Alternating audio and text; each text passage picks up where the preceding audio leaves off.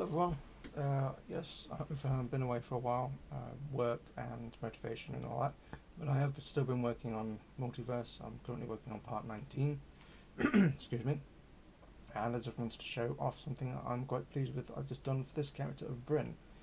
Until recently I've done most of the Dalek gun effects in After Effects, but because Adobe's subscription is ridiculously expensive now, I was paying £60 a month, basically using two programs once or twice a month, and it just, it's ridiculous. So now I'm only paying for Premiere. When I finish Multiverse, I might scrap even paying for Premiere and try and find if anyone can recommend a free alternative that can do stuff like Premiere, not all the bells and whistles. I don't need a major editing program. I know there are a few After Effects alternatives as well that do unlimited free trials. But yes, I mean, £60 a month was just ridiculous. I'd rather pay. I mean, I used to have the Premiere that you paid like £800 for, but that doesn't work on these computers anymore. Got that from school and the license expired. Anyway, so I now have to do effects in the software as much as possible. If I wanted to do a gun effect in this way, what I'd do is I just put the two lights here, you've got the core of the white, and then you've got the colour, in this case purple, and you'd set them to 250%, and then you control their inner radius and outer radius, and which is basically the diameter of the beam, and the inner distance and outer distance, which is the length of the beam. Now to do that by hand it's very simple, but because I'm having to do these with more characters now, so each Dalek I'm going to go through and try and arm. I know a few of them already have weapons, animatable. So these are all his controls, so you can move these sliders and things move up and down. The ears are, I know people don't like them being called ears, but they're on top of the head, so whatever. The way I used to do these was with lights in their bulbs and make the material slightly transparent. That worked for a little bit, but then the effect didn't look as good, so I went away from that, and I've just made the material luminous. So let's just zoom in on his head. So that's the dome light, not illuminated and illuminated. You lose the sort of halo glow, the what's it called? It's edge fall off. That's it. You lose that, but I think it looks a lot neater. So yeah, his arm moves, his claw moves, his gun moves. So now I can control, if I've got 4 or 5 characters that need to be firing their weapons, to go into each of them, it's a few seconds, but it's a few seconds that can, when you've got quite a few characters, can easily get very tedious, especially if you happen to have each of them fire, pause, if it's a continuous battle. Obviously with After Effects you can go in and do that by hand, which was easier, because you can basically take the same material and just copy and paste it and then change the keyframes. But now, thanks to these controls, I can, with one slider, I can cause the beam to fire, and that is controlled through here. So this looks complicated, but it's really not.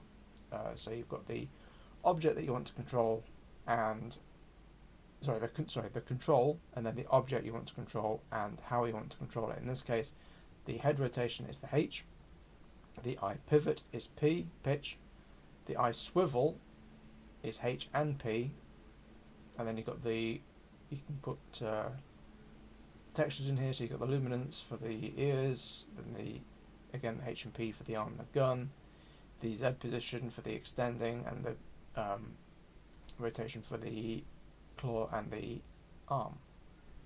Now in the case of the gun, you've got the control here, so this is set as a slider to go from 0 to 100%, and you essentially tell it, okay, so when you are told to go from 0 to 100%, you are going to tell whatever you're connected to to go to 250%, which is the brightness I want of the gun. And then that is connected to each light's intensity. So basically you're converting 100% into 250%. Now what you can also do with this, and this is quite clever, is you can say, okay, you want to take that same 100%, but this time turn it to 250 or any other value that you want. 250 in this case is the length of the beam that I've set. Now I can simply alter this if I need it to be shorter, if that is the close range fighting. I wonder if there's a way, this is something I need to have a look at, if I can set this before I set that. So like, if I fire the gun and it goes through a Dalek, could I, without having to go into all this control, simply add another value that I put in? So I say, oh, I only want it to go to 100. But anyway, so this goes from 100% to 250 in terms of length, which is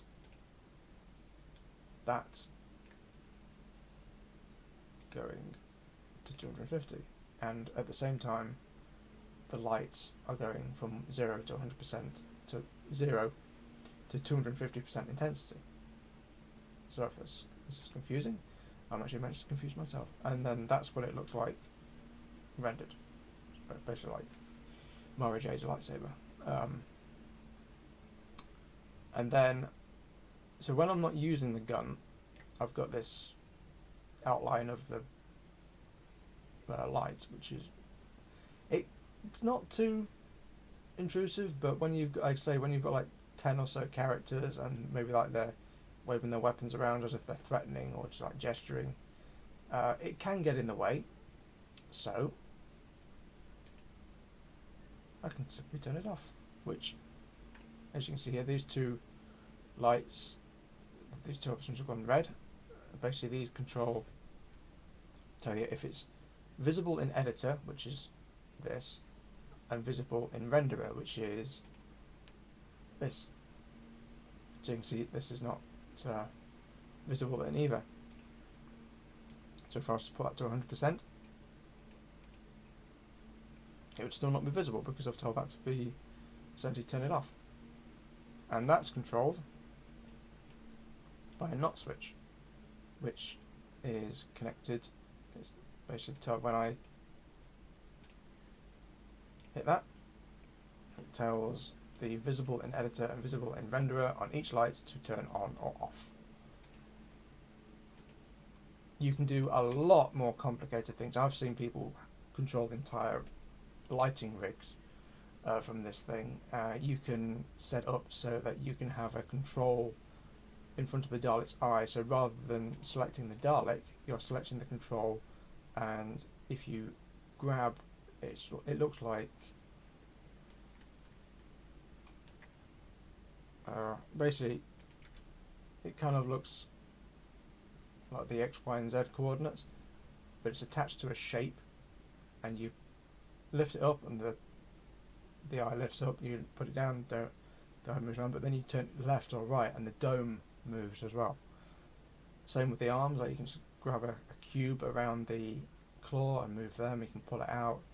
It adds a little bit more sort of like subtle control, but that's always a bit too much work to do because I've got so many characters to do. It's not like copying and pasting 20 NSD models, because each Dalek is slightly different, like the eye rays are slightly different, the head always moves the same, the guns typically are the same, the claws as well, but it's just like everyone's slightly different. If I copy controls from Bryn into like Xenol, it wouldn't work that well.